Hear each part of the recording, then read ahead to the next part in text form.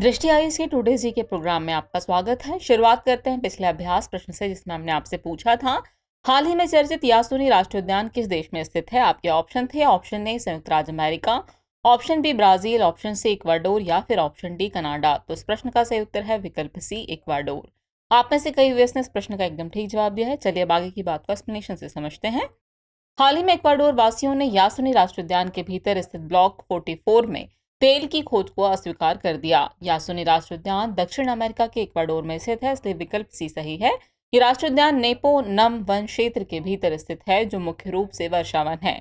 इस क्षेत्र में तगेरी और टेरोमेनानी लोग निवास करते हैं, जो सेल्फ आइसोलेशन में रहते हैं।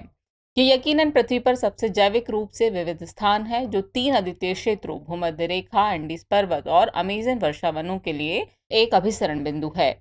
1989 में यासुनी को यूनेस्को द्वारा विश्व बायोस्फीयर रिजर्व नामित किया गया था। इस तरह इस प्रश्न का सही उत्तर होगा विकल्प सी, यानी इक्वाडोर। चलिए अब शुरुआत करते हैं आज के एपिसोड की। आज के एपिसोड का पहला प्रश्न है, ग्लोबल बायोडायवर्सिटी फ्रेमवर्क फंड के संबंध में निम्नलिखित कथनों पर विचार कीजिए। कथन एक है, ये 2030 तक Kunming Montreal global biodiversity framework यानी जीबीएफ के लक्ष्यों को पूरा करना सुरक्षित करता है। कथन दो है, इसमें केवल विभिन्न देशों की सरकारें ही अपना योगदान दे सकती है। उपयुक्त में से कौन सा या सही कथन सही है या फिर है, ये आपको बताना है। आपके ऑप्शन है केवल एक, केवल दो, एक और दो दोनों, या फिर न तो एक और न ही दो। तो इस प्रश्न का सही उत्तर है विकल्प ए, केवल एक कथन ही सही है। चलिए एक्सप्लेनेशन देखते हैं। हाल ही में कनाडा में ग्लोबल एनवायरनमेंट फैसिलिटी यानी जीईएफ की 7वीं असेंबली में ग्लोबल बायोडायवर्सिटी फ्रेमवर्क फंड यानी जीबीएफएफ लॉन्च किया गया। जीबीएफएफ फंडिंग का एक नया स्रोत है, जो 2030 तक जैव विविधता के नुकसान को रोकने के वैश्विक प्रयासों का समर्थन करेगा। ये फंड सुनिश्चित करता है कि दुनिया 2030 तक कन्वेंशन ऑन बायोलॉजिकल डायवर्सिटी यानी सीबीडी द्वारा तैयार किए गए Kunming Montreal global biodiversity framework यानी जीबीएफ के लक्ष्यों को पूरा कर ले। इसलिए कथन एक सही है। सरकारें, गैर लाभकारी संस्थाएं और निजी क्षेत्र अब इसमें अपना योगदान दे सकते हैं, इसलिए कथन दो सही नहीं है। कनाडा और यूनाइटेड किंगडम पहले से ही जीबीएफएफ को क्रमशः 200 मिलियन कनाडाई डॉलर और 10 मिलियन पाउंड का दान दे चुके हैं। ये योगदान 2030 तक जैव विविधता के नुकसान को रोकने और इसे उलटने के अलावा 2050 तक प्रकृति को रिकवरी पाथ पर लाने की दिशा में कार्रवाई का समर्थन करेगा। इस तरह इस प्रश्न का सही उत्तर होगा विकल्प ए, यानी केवल एक कथन ही सही है। अगला प्रश्न है, निम्नलिखित पर विचार कीजिए। पहला है कोरल, दूसरा है समुद्री घास और तीसरी है जेली फिश। उपयुक्त में से कितने समुद्री हीट वेव्स में सबसे अधिक प्रभावित हैं? आपके ऑप्शन है केवल एक, केवल दो, सभी तीन या फिर कोई भी नहीं। तो इस प्रश्न का सही उत्तर है केवल दो। वैज्ञानिकों ने प्रारंभिक चेतावनी प्रणाली विकसित की है, जो बता सकती है कि अगली समुद्री हीट वेव कब आएगी। बता दें कि समुद्री हीट वेव एक चरम मौसमी घटना है। यह तब होती है जब समुद्र के किसी विशेष क्षेत्र की सतह का तापमान कम से कम 5 दिनों के लिए औसत तापमान से 3 या 4 डिग्री सेल्सियस अधिक हो जाता है। जल का तापमान बढ़ने पर शैवाल तेजी से खिलते हैं, जिससे ऑक्सीजन का स्तर और कम हो सकता है। समुद्र, झीलों या नदियों के तल पर रहने वाले जानवरों के लिए उच्च पानी का तापमान सबसे अधिक हानिकारक है। इनमें कोरल, स्टारफिश और समुद्री घास भी प्रभावित होते हैं, जो अक्सर चट्टान या ठोस जमीन से जुड़े होते हैं और बहुत अधिक तापमान होने पर पलायन नहीं कर सकते। जबकि जेलीफिश उच्च तापमान के साथ साथ खेतों और सीवेज से पोषक तत्वों के बहाव के कारण पनप रही है, इसलिए विकल्प बी सही है। यानी इस प्रश्न का सही उत्तर है विकल्प बी, केवल दो। अगला प्रश्न है, चंद्रयान 3 के संबंध में निम्नलिखित कथनों पर विचार कीजिए। कथन एक है, इस मिशन का उद्देश्य चंद्रमा पर घूमते रोवर का प्रदर्शन करना है और इन सीटू वैज्ञानिक प्रयोग करना है। कथन दो है, चंद्रयान 3 के लैंडर ने चंद्रमा की सतह पर हार्ड लैंडिंग की है। उपयुक्त में से कौन सा सही कथन सही है या फिर है, ये आपको बताना है। आपके ऑप्शन है केवल एक, केवल दो, एक और दो दोनों, या फिर न तो एक न ही दो। तो इस प्रश्न का सही उत्तर है विकल्प ए, केवल एक कथन ही सही है। हाल ही में चंद्रयान 3 के लैंडर ने चंद्रमा की सतह पर सफल सॉफ्ट लैंडिंग की, जिससे भारत चंद्रमा के दक्षिणी ध्रुव के करीब पहुंचने वाला पहला देश बन गया, इसलिए कथन दो सही नहीं है।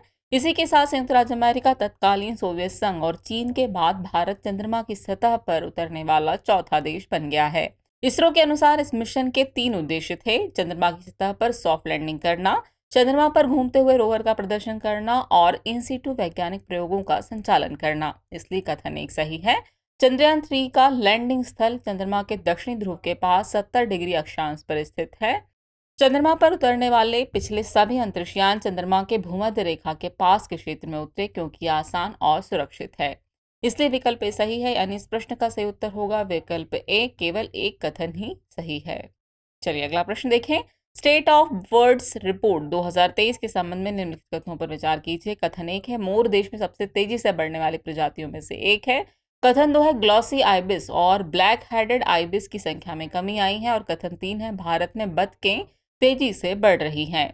उपरोक्त में से कितने कथन सही हैं, ये आपको बताना है। आपके ऑप्शन है केवल एक, केवल दो, सभी तीन या फिर कोई भी नहीं।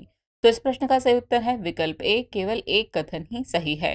हाल ही में जारी the state of India's birds 2023 report में कहा गया है कि देश में अधिकांश पक्षी प्रजातियों की संख्या में सामान्य गिरावट आई है। हालांकि रिपोर्ट ये कहती है कि कई पक्षी प्रजाति जैसे कि भारतीय मोर, रॉक पीजन, एशियाई कोयल और घरेलू कौआ बढ़ती प्रवृत्ति दिखा रहे हैं।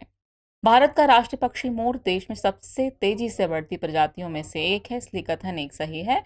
2000 से पहले की बेसलाइन की तुलना में अच्छा प्रदर्शन करने वाली पक्षी प्रजातियों में एशियाई कोयल ने प्रतिवर्ष 2.7% की वार्षिक वर्तमान वृद्धि के साथ 75% की बहुतायत में तेजी से वृद्धि देखी है। रिपोर्ट में पाया गया है कि कीड़ों सहित अकशेरुकी जीवों को खाने वाले पक्षियों की संख्या तेजी से घट रही है, जो कीड़ों की आबादी में कमी के विश्वव्यापी रुझान के अनुरूप है। सफेद पूंछ वाले गिद्ध, भारतीय गिद्ध और लाल सिर वाले गिद्ध को सबसे अधिक दीर्घकालिक गिरावट क्रमशः 98%, 95% और 91% का सामना करना पड़ा है। पश्चिमी घाट और श्रीलंका के जैव विविधता हॉटस्पॉट में पाए जाने वाले पक्षियों की संख्या भारत में तेजी से घटी है, तो वहीं भारत में बतखें भी तेजी से कम हो रही है, इसलिए कथन तीन सही नहीं है। पिछले 3 दशकों में ग्लॉसी आइबिस और ब्लैक हेडेड आइबिस की बहुतायत में नाटकीय रूप से क्रमशः 130% और 80% से अधिक की वृद्धि दर्ज हुई है, इसलिए कथन दो सही नहीं है। इस प्रकार केवल दो कथन ही सही है, यानी इस प्रश्न का सही उत्तर होगा विकल्प ए, केवल एक कथन ही सही है। अगला प्रश्न है, भारत में निम्नलिखित संगठनों या निकायों पर विचार कीजिए। पहला है राष्ट्रीय पिछड़ा वर्ग आयोग, दूसरा है राष्ट्रीय मानवाधिकार आयोग, तीसरा है राष्ट्रीय विधि आयोग और चौथा है राष्ट्रीय उपभोक्ता विवाद निवारण आयोग। उपरोक्त में से कितने संवैधानिक निकाय हैं, यह आपको बताना है। आपके ऑप्शन है केवल एक, केवल दो, केवल तीन या फिर सभी चार। तो इस प्रश्न का सही उत्तर है विकल्प ए, केवल एक ही संवैधानिक निकाय है। चलिए एक्सप्लेनेशन देखते हैं।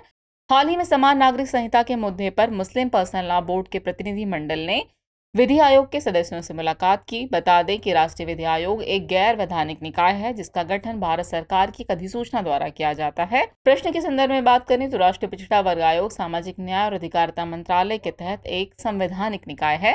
इसका गठन 102वें संशोधन अधिनियम 2018 के द्वारा किया गया था। वहीं राष्ट्रीय मानवाधिकार आयोग देशवासियों की सेवा के लिए स्थापित एक सार्वजनिक एजेंसी है। 12 अक्टूबर 1993 को अपनी स्थापना के बाद से इसने महत्वपूर्ण भूमिकाएं निभाई हैं, जबकि राष्ट्रीय उपभोक्ता विवाद निवारण आयोग भारत में एक अर्ध न्यायिक आयोग है। इसे 1986 के उपभोक्ता संरक्षण अधिनियम के तहत वर्ष 1988 में स्थापित किया गया था। इस प्रकार उपयुक्त में से केवल एक ही संवैधानिक निकाय है, इसलिए विकल्प ए सही है, यानी इस प्रश्न का सही उत्तर होगा विकल्प ए, केवल एक। अगला प्रश्न है, गोंड पेंटिंग के संबंध में निम्नलिखित कथनों पर विचार कीजिए। कथन एक है, इसका निर्माण बिंदुओं और रेखाओं द्वारा होता है। कथन दो है, छत्तीसगढ़ को गोंड पेंटिंग के लिए भौगोलिक संकेत यानी कि जीआई टैग दिया गया है। और कथन तीन है, यह गोंड समुदाय की दीवारों और फर्शों पर चित्रात्मक कला का हिस्सा रही है। उपयुक्त में से कितने कथन सही हैं, ये आपको बताना है। आपके ऑप्शन है केवल एक, केवल दो, सभी तीन या फिर कोई भी नहीं। तो इस प्रश्न का सही उत्तर है विकल्प बी, केवल दो कथन ही सही है। हाल ही में भारतीय प्रधानमंत्री नरेंद्र मोदी ने ब्राजील के राष्ट्रपति लुइस इनासियो लूला द सिल्वा को मध्य प्रदेश की गोंड पेंटिंग उपहार में दी। आपको बता दें कि गोंड पेंटिंग सबसे प्रशंसित जनजातीय कला रूपों में से एक है, जिसे बिंदु और रेखाओं द्वारा बनाया जाता है, इसलिए कथन एक सही है। यह गोंड समुदाय की दीवारों और फर्शों पर चित्रात्मक कला का हिस्सा रही है, इसलिए कथन तीन सही है। मध्य प्रदेश की गोंड पेंटिंग प्रकृति के साथ मानव जाति के जुड़ाव की नकल करते हुए समय के साथ विकसित एक अनूठी कला है। इसे वस्तुओं के भौगोलिक संकेत पंजीकरण और संरक्षण अधिनियम 1999 की धारा 13 की उपधारा 1 के तहत जीआई टैग प्रदान किया गया है, इसलिए कथन दो सही नहीं है। इस प्रकार केवल दो कथन ही सही है, यानी इस प्रश्न का सही उत्तर होगा विकल्प बी, केवल दो कथन ही सही है। अगला प्रश्न है, पहला राष्ट्रीय खेल दिवस यानी कि नेशनल स्पोर्ट्स डे किस वर्ष मनाया गया था। आपके ऑप्शन है 2004, 2010, 2012 या फिर 2014। तो इस प्रश्न का सही उत्तर है विकल्प सी, वर्ष 2012। आज देश भर में राष्ट्रीय खेल दिवस मनाया जा रहा है। बता दें कि भारत में हर साल 29 अगस्त को राष्ट्रीय खेल दिवस मनाया जाता है। ये दिवस हॉकी के दिग्गज मेजर ध्यानचंद सिंह की जयंती के उपलक्ष्य में मनाया जाता है। यह दिन हम सभी को एथलीटों के योगदान, दृढ़ संकल्प और असाधारण उपलब्धियों और समाज को आकार देने में उनके प्रयासों की याद दिलाता है। इस वर्ष इस दिवस की theme sports are an enabler to an inclusive and fit society है। बताते चले इस वर्ष इसकी 12वीं वर्षगांठ है, क्योंकि पहला राष्ट्रीय खेल दिवस 29 अगस्त 2012 को मनाया गया था, इसलिए विकल्प सी सही है। यानी इस प्रश्न का सही उत्तर होगा विकल्प सी, वर्ष 2012। अगला प्रश्न है, जनधन योजना के संदर्भ में निम्नलिखित कथनों पर विचार कीजिए। कथन 1 है, यह वित्तीय समावेशन के लिए राष्ट्रीय मिशन है। कथन 2 है, ये योजना प्रत्येक परिवार के लिए कम से कम एक बैंक खाते के साथ बैंकिंग सुविधाओं तक सार्वभौमिक पहुंच की परिकल्पना करती है। उपयुक्त में से कौन सा से कथन सही नहीं है या फिर है, ये आपको बताना है। आपके ऑप्शन है केवल एक, केवल दो, एक और दो दोनों, या फिर न तो एक न ही दो। तो इस प्रश्न का सही उत्तर है ना तो एक न ही दो। हाल ही में प्रधानमंत्री नरेंद्र मोदी ने जनधन योजना के आज 9 वर्ष पूरे होने पर इसके लाभार्थियों को बधाई दी। प्रधानमंत्री जनधन योजना यानी PMJDY वित्तीय समावेशन के लिए राष्ट्रीय मिशन है, इसलिए कथन एक सही है। इस योजना की घोषणा 15 अगस्त 2014 को हुई थी, जबकि इसका शुभारंभ 28 अगस्त 2014 को किया गया। ये योजना प्रत्येक परिवार के लिए कम से कम एक बैंक खाता, वित्तीय साक्षरता, ऋण, बीमा और पेंशन सुविधा तक पहुंच के साथ बैंकिंग सुविधाओं तक सार्वभौमिक पहुंच की कल्पना करती है, इसलिए कथन 2 सही है। इस योजना के तहत खोले गए बचत खाते में जमा राशि पर ब्याज दिया जाता है, साथ ही खाता धारकों को न्यूनतम शेष राशि बनाए रखने की जरूरत नहीं होती। इस तरह इस प्रश्न का सही उत्तर है विकल्प डी, न तो एक न ही दो। चलिए अब हम पहुंच गए एपिसोड के अंतिम प्रश्न पर। तो अंतिम प्रश्न है, हाल ही में चर्चित कोड लामा शब्द किससे संबंधित है? आपके ऑप्शन है सैन्य सॉफ्टवेयर, रक्षा ड्रोन, सुपरसोनिक रॉकेट या फिर आर्टिफिशियल इंटेलिजेंस। तो इस प्रश्न का सही उत्तर होगा विकल्प डी, आर्टिफिशियल इंटेलिजेंस। चलिए इसमें देख लेते हैं। हाल ही में विश्व की एक शीर्ष प्रौद्योगिकी कंपनी मेटा ने एक आर्टिफिशियल इंटेलिजेंस मॉडल जारी किया, जिसे कंप्यूटर कोड लिखने में सहायता के लिए डिजाइन किया गया है। कोड लामा नाम का यह मॉडल एक ओपन सोर्स लैंग्वेज मॉडल है। कोड लामा मानव पाठ संकेतों के आधार पर कोड लिख सकता है और इसका उपयोग कोड पूरा करने और डिबगिंग के लिए भी किया जा सकता है। ये पाइथन, जावा और C++ जैसी लोकप्रिय कोडिंग भाषाओं का समर्थन करता है और सामान्य टेक्स्ट कार्यों के लिए अनुशंसित नहीं है, इसलिए विकल्प डी सही है। यानी इस प्रश्न का सही उत्तर होगा विकल्प डी, आर्टिफिशियल इंटेलिजेंस। चलिए अब नोट कर लीजिए आज के एपिसोड का अभ्यास प्रश्न। अंतर्राष्ट्रीय परमाणु परीक्षण निषेध दिवस के संबंध में निम्नलिखित कथनों पर विचार कीजिए। कथन 1 है, यह हर साल 1 सितंबर को मनाया जाता है। और कथन 2 है, इसकी स्थापना 2 दिसंबर 1990 को हुई थी। उपयुक्त में से कौन सा सही कथन सही है या फिर है, ये आपको बताना है। आपके ऑप्शन है केवल एक, केवल दो, एक और दो दोनों, या फिर न तो एक न ही दो। तो व्यूअर्स इस प्रश्न का जवाब कमेंट बॉक्स में देना ना भूलें। जल्दी मिलते हैं नए एपिसोड में कुछ और नए सवालों और जानकारियों के साथ। तब तक के लिए शुक्रिया।